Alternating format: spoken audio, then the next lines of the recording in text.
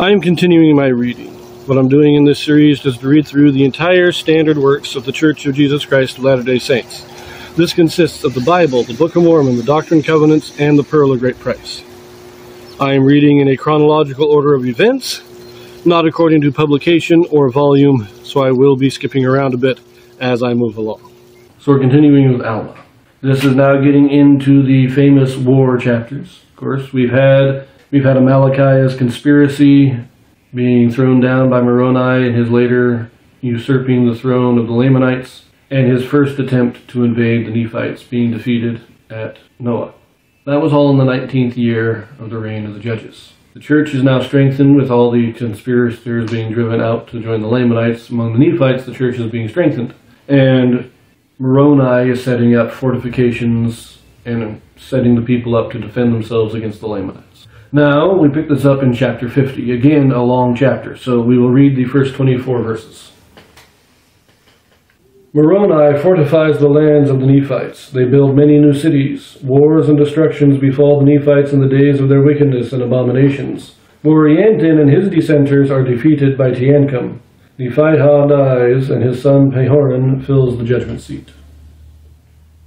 And now it came to pass that Moroni did not stop making preparations for war, or to defend his people against the Lamanites, for he caused that his armies should commence in the commencement of the 20th year of the reign of the judges, that they should commence in digging up heaps of earth round about all the cities throughout all the land which was possessed by the Nephites. And upon the top of these ridges of earth he caused that there should be timbers, yea, works of timbers built up to the height of a man round about the cities. And he caused that upon those works of timbers there should be a frame of pickets built upon the timbers round about. And they were strong and high, and he caused towers to be erected that overlooked those works of pickets. And he caused places of security to be built upon those towers, that the stones and the arrows of the Lamanites could not hurt them. And they were prepared that they could cast stones from the top thereof, according to their pleasure and their strength, and slay him who should attempt to approach near the walls of the city. Thus Moroni did prepare strongholds against the coming of their enemies round about every city in all the land. And it came to pass that Moroni caused that his army should go forth into the east wilderness. Yea, and they went forth and drove all the Lamanites who were in the east wilderness into their own lands, which were south of the land of Zarahemla. And the land of Nephi did run in a straight course from the east sea to the west. And it came to pass that when Moroni had driven all the Lamanites out of the east wilderness, which was north of the lands of their own possessions, he caused that the inhabitants who were in the land of Zarahemla and in the land round about should go forth into the east wilderness, even to the borders of the seashore, and possess the land. And he also placed armies on the south in the borders of their possessions, and caused them to erect fortifications that they might secure their armies and their people from the hands of their enemies. And thus he cut off all the strongholds of the Lamanites in the east wilderness, yea, and also on the west, fortifying the line between the Nephites and the Lamanites, between the line of Zarahemla and the land of Nephi, from the west sea, running by the head of the river Sidon, the Nephites possessing all the land northward, yea, even all the land which was northward of the land bountiful, according to their pleasure. Thus Moroni with his armies, which did increase daily because of the assurance of protection which his works did bring forth unto them, did seek to cut off the strength of the power of the Lamanites from off the lands of their possessions, that they should have no power upon the lands of their possessions. And it came to pass that the Nephites began the foundations of a city, and they called the name of the city Moroni. And it was by the east sea, and it was on the south by the line of the possessions of the Lamanites. And they also began a foundation for a city between the city of Moroni and the city of Aaron, joining the borders of Aaron and Moroni, and they called the name of the city of the land Nephihah. And they also began in that same year to build many cities on the north, one in a particular manner which they called Lehi, which was in the north by the borders of the seashore. And thus ended the 20th year. And in these prosperous circumstances were the people of Nephi in the commencement of the 21st year of the reign of the judges over the people of Nephi. And they did prosper exceedingly, and they became exceedingly rich. Yea, and they did multiply and wax strong in the land. And thus we see how merciful and just are all the dealings of the Lord to the fulfilling of all his words unto the children of men. Yea, we can behold that his words are verified even at this time, which he spake unto Lehi, saying, Blessed art thou and thy children, and they shall be blessed, inasmuch as they shall keep my commandments. They shall prosper in the land. But remember, inasmuch as they will not keep my commandments, they shall be cut off from the presence of the Lord. And we see that these promises have been verified to the people of Nephi, for it has been their quarrelings and their contentions, yea, their murderings and their plunderings and their idolatry, their whoredoms and their abominations which were among themselves, which brought upon them their wars and their destructions. And those who were faithful in keeping the commandments of the Lord were delivered at all times, whilst thousands of their wicked brethren have been consigned to bondage, or to perish by the sword, or to dwindle in unbelief, and mingle with the Lamanites. But behold, there never was a happier time among the people of Nephi since the days of Nephi than in the days of Moroni. Yea, even at this time, in the 21st year of the reign of the judges.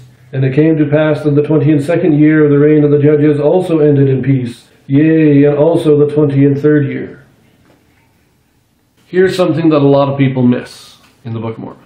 I missed it for a long time myself, but this is the one time that we read of the Nephites being justified in going on the offensive against the Lamanites. Remember that back at the time of the sons of Mosiah, Mormon gives us a geography lesson. You had Desolation way in the north, and Bountiful, and the two were separated by the narrow neck. So Bountiful goes from the East Sea So Bountiful goes from the East Sea to the West Sea. Below Bountiful is Zarahemla, and we get Gideon and Melech on either side. The river Sidon starts in the south and flows north. And then we had a horseshoe of wilderness surrounding Zarahemla. The east wilderness, the west wilderness, and a wilderness between Zarahemla and Nephi. When we talked about the Zoramites were in the east. They were between Jershon and the east wilderness, where the Lamanites were. And now Moroni, having seen the aggressions of the Lamanites beginning again, he's preparing his people. Notice, in the 19th year, they built the banks of earth were thrown up. But that was it. That's all they had time for. And then the Lamanites attacked. Now in the next year, we're building a palisade, a wooden palisade along the top of these banks, building watchtowers with fortifications. He's increasing the strength of these forts. But not only that, what does he do? He takes his armies and he marches into both the east and the west wilderness. The east first and then the west. And he drives them south. So that now, instead of a horseshoe of wilderness surrounding Zarahemla, there is a line between Nephi and Zarahemla. And on this line, he constructs all these fortifications. The city of Moroni is built on this line, on the seashore on the east. There's the land of Aaron and the city of Nephihah between Moroni and Aaron on this line. We now have a line, instead of a horseshoe where they're all surrounded by the Lamanites. Moroni drives the Lamanites south and fortifies this line. And he sends the people into the wilderness. He clears the wilderness out, and then he sends the people in to settle the land, to take possession of it, so that there is a presence there, there is a population there to defend it when needed. And now he has just the one line to defend. He is no longer surrounded. This is a brilliant military move. But it's the one time in all the history that we read that the Nephites go on the offense. They aren't being attacked, the eastern wilderness and western wilderness. It's not the Lamanites coming in and attacking the Nephites. The Nephites are going in and attacking the Lamanites and driving them out.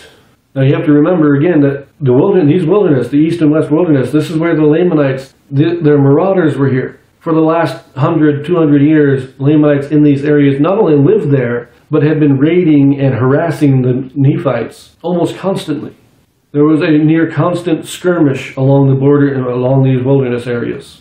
Not full-out war, not full-out battles, but small raiding parties, stealing stuff from the Nephites, harassing them.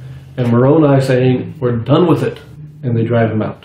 That's why it's just, they're not just driving them out, they're justified because of this marauding lifestyle of the Lamanites. But we leave that here. We'll finish this chapter in the next video. I will see you there.